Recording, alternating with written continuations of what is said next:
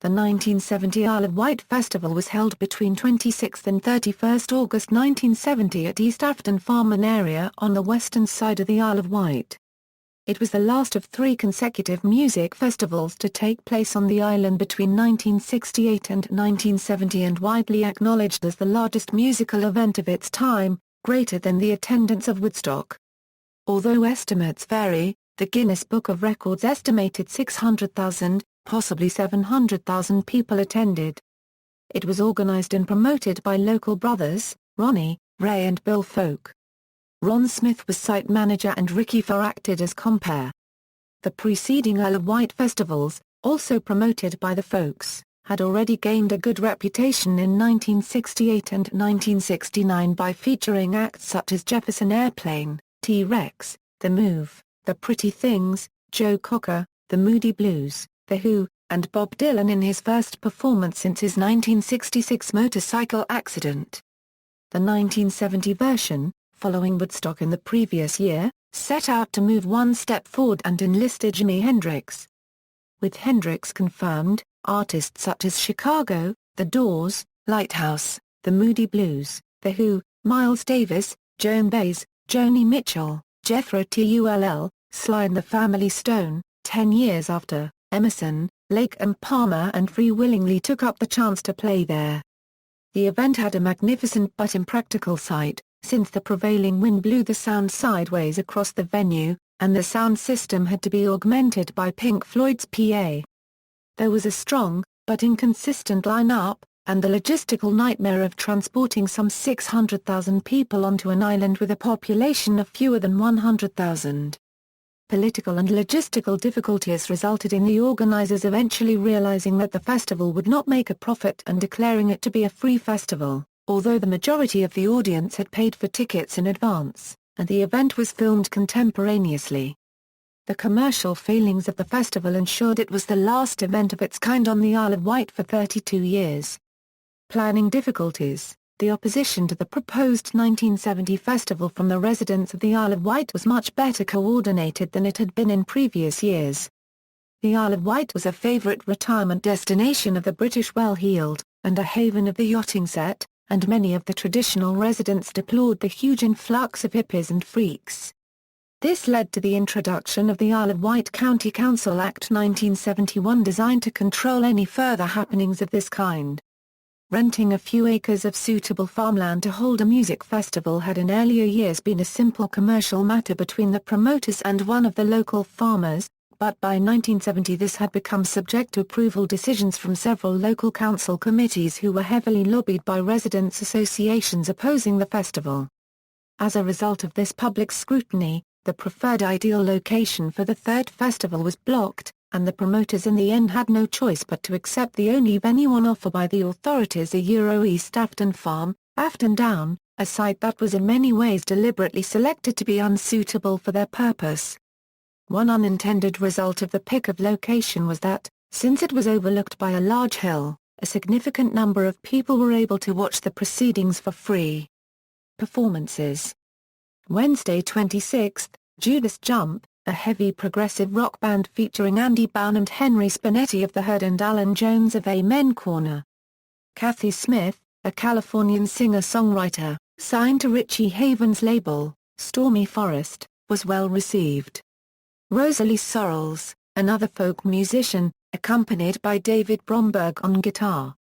David Bromberg was not on the bill, but he performed a popular set. Redbone, Native American pop rock outfit. On the bill, but did not perform. Kristofferson, performed a controversial set. Due to poor sound, the audience was unable to hear his set, and it appeared that they were jeering him. He was eventually booed off the stage. Mighty Baby, psychedelic rock band. Thursday 27th, Gary Farr, the brother of Rikki Farr. Gary had been the front man of the T-Bones, an R&B combo that featured Keith Emerson on keyboards. By this time, he had become a solo artist, and his only album, Strange Fruit, for Columbia Records, had been released in 1970.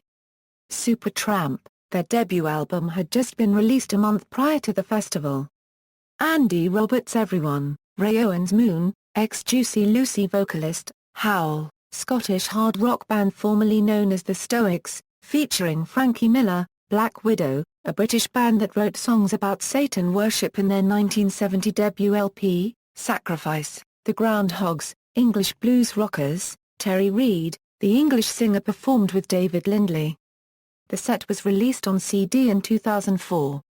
Gilberto Gil and Caetano Veloso, Brazilian musicians, playing Tropical Lear to a frenzied audience. Gracious, a British progressive rock band. Friday 28, Fairfield Parlour, they had recorded a single called Let the World Wash In, released under the name Isle of Wight, which they hoped would become the festival's theme song. They had also previously recorded as Kaleidoscope. One song available, Soldiers of Flesh, on a bootleg vinyl record called Coca-Cola Bullshit, Arrival. Their set, which included a Leonard Cohen cover, was well received. Lighthouse, this popular Canadian act performed 2 sets at the festival. Taste, legendary guitarist Rory Gallagher had a blues trio from 1968 to 1970. This was one of their final shows, which was filmed and recorded. An album, Live at the Isle of Wight, was released of their set in 1971. Tony Joe White performed hits including Polk Salad Annie. His drummer was Cozy Powell. Tony Joe's entire set was released in 2006 on Swamp Music, a Rhino handmade collection of his monument recordings. Chicago, their set, including 25 or 6 to 4, Beginnings, and I'm a Man, was a highlight of the night. Family, Procol Harum, frontman Gary Brooker commented that it was a cold night. Voices of East Harlem, their set received several standing ovations. Not actually a band, but a bunch of singing schoolchildren from Harlem. They had one studio album. Cactus, 2 songs from their set were featured on the LP The First Great Rock Festivals of the 70s. Mungo Jerry were there but decided not to play. Saturday 29, John Sebastian performed an 80-minute set, during which former Love and Spoonful guitarist Sal Janowski made a surprise guest appearance.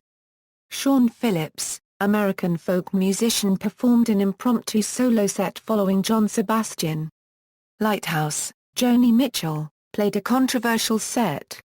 Following her performance of Woodstock, a hippie named Yogi Joe interrupted her set to make a speech about the people at the festival in an encampment built of straw bales known as Desolation Row. When Joe was hauled off by Joni's manager, the audience began to boo until Mitchell made an emotional appeal to them for some respect for the performers. 1. 2. Contrary to popular belief, Joe was not the man who was ranting about a psychedelic concentration camp. That was another incident that took place the previous day. After the crowd quieted down, Mitchell closed her set with Big Yellow Taxi, Tiny Tim. His rendition of There'll Always Be an England can be seen in the film Message to Love. Miles Davis, a DVD of his complete set was released in 2004. 10 years after, British blues rockers performing what was basically a reprise of their famous Woodstock set. Highlights included I'm Going Home, and I Can't Keep From Crying Sometimes, which was featured in Message to Love. Emerson, Lake and Palmer, this was their second gig. Pictures at an exhibition, which featured the Moog synthesizer, was the centerpiece of their historic set. Commercially released as Live at the Isle of Wight Festival 1970 and 1997. The Doors, their set was shrouded in darkness due to Jim Morrison's unwillingness to have movie spotlights on the band. Their performances of The End, and When the Music's Over are featured in Message to Love. As described in Morrison's biography, No One Here Gets Out Alive, Wind, Bad Weather, and The Cold made their performance even harder. Bootleg recordings of the performances and audio do exist. The Who, their entire set, including the rock opera Tommy, was released in 1996 on CD. 3 years later their set appeared on DVD with significant cuts from Tommy and a few other songs missing. In addition, the DVD song set order was radically altered to present Tommy as if having been performed at the second half of the concert, when, in fact, Tommy was performed in the middle of their lengthy set, and the closing title was Magic Bus, which concluded some Who concerts at that time.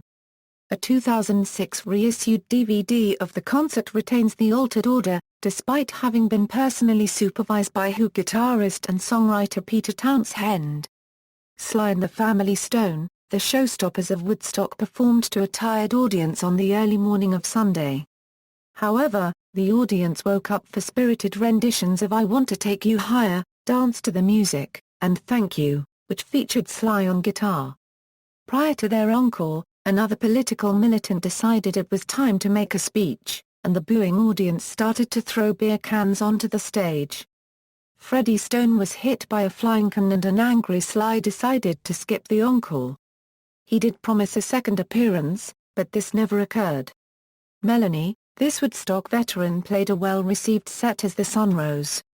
Prior to her set, Keith Moon of The Who offered her some moral support and encouragement. Not until afterwards did Melanie realize who he was. Her performance of her own song, What Have They Done to My Song Ma, was included in a 2010 French documentary, spanning the 1970 and 2010 IOW festivals, called From White to White, and first shown on TV station ARTE, on July 30, 2010. Sunday 30th, Good News: American acoustic duo Kris Kristofferson, Ralph Mctell. Despite an enthusiastic reception from the audience, he did not play an encore, and the stage was cleared for Donovan. Heaven, English answer to Chicago in Blood, Sweat and Tears, Free. Their set list consisted of Ride on a Pony, Mr. Big, Woman, The Stealer, Be My Friend, Fire and Water, I'm a Mover, The Hunter, their classic hit All Right Now, and concluded with a cover of Robert Johnson's Crossroads. Donovan, he first performed an acoustic set, and then an electric set with his band Open Road. Pentangle, British folk combo. A German woman interrupted their set to deliver a political message to the audience. The Moody Blues, a popular British act and veteran of the 1969 festival. Their rendition of Nights in White Satin can be seen in Message to Lover. Their set is featured on Threshold of a Dream, Live at the Isle of Wight 1970. Jethro Tull, their set is featured on Nothing Is Easy, Live at the Isle of Wight 1970. During Sunday morning the audience were entertained by a rehearsal sound check by Jethro Tull. Jimi Hendrix, the star of the festival, performed in the early hours of August 31st with Mitch Mitchell on drums and Billy Cox on bass. His set has been released on CD and video in various forms. In the beginning Hendrix had technical problems, which at one point during Machine Gun involved the security's radio signal interfering with his amp's output. Joan Baez, her version of Let It Be can be seen in the film Message to Love. Leonard Cohen, backed by his band The Army, his tune Suzanne can be seen in the film Message to Love. In October 2009 audio and video recording of his set, Live at the Isle of Wight 1970 was released. Richie Havens, the musician who opened Woodstock, closed this festival with a set during the morning of August 31st. As Havens performed his version of Here Comes the Sun, a cloudy dawn broke, so he changed the lyrics to Here Comes the Dawn. Havens' set, which is available as an audience recording, also included Maggie's Farm by Bob Dylan, Freedom, Minstrel from Galt, and the Hare Krishna Mantra. Canvas City performances, Hawkwind, Pink Fairies, filming. All the performances at the festival were professionally filmed by award-winning film director Murray Lerner. With a view to releasing a documentary film, but due to financial difficulties, nothing was released until 27 years after the event. Lerner distilled material from the festival into the film Message to Love, the Isle of Wight Festival, which was premiered at a San Jose Film Festival in 1995 and released in 1997. The film puts a negative slant on the 1970 event by splicing in footage of violent incidents preceding the festival itself. Chief Constable, Hampshire Constabulary, Sir Douglas Osmond emphasized the peaceful nature of the event in his evidence given to the Stevenson Report, 1971. By the end of the festival the press representatives became almost desperate for material and they seemed a little disappointed that the patrons had been so well behaved. A second film directed by Lerner, Leonard Cohen, Live at the Isle of Wight, 1970, was released in 2010. A number of other performances have been released on DVD including, Jimi Hendrix, Blue Wild Angel, Live at the Isle of Wight 1970, The Who, Live at the Isle of Wight Festival 1970, Jethro Tull, Nothing is Easy, Live at the Isle of Wight, 1970, The Moody Blues, Threshold of a Dream, Live at the Isle of Wight Festival 1970, Miles Davis Miles Electric, A Different Kind of Blue, Emerson Lake and Palmer, The Birth of a Band, Live at the Isle of Wight 1970, Free, Free Forever, Disc 2 in Concert, Video Content, B. My Friend, Mr. Big, All Right Now, Live at the Isle of Wight Festival 1970, Influence, the founders main instigators of the Glastonbury, Windsor and Stonehenge Free Festivals were all at IOW 1970, respectively Andrew Kerr, Ubed Wire and Wally Hope, inspired by the anarchistic nature of the breakdown of control by the original organization and the subsequent freedom of the last days of the event. References. External links, The Isle of Wight Festival 1970, Official 1970 Festival History from isleofwightfestival.com, Le Festival de Wight 1970 @NCoulisTheathea.com, Isle of Wight Festival, 1970 Isle of Wight Festival Veterans Facebook group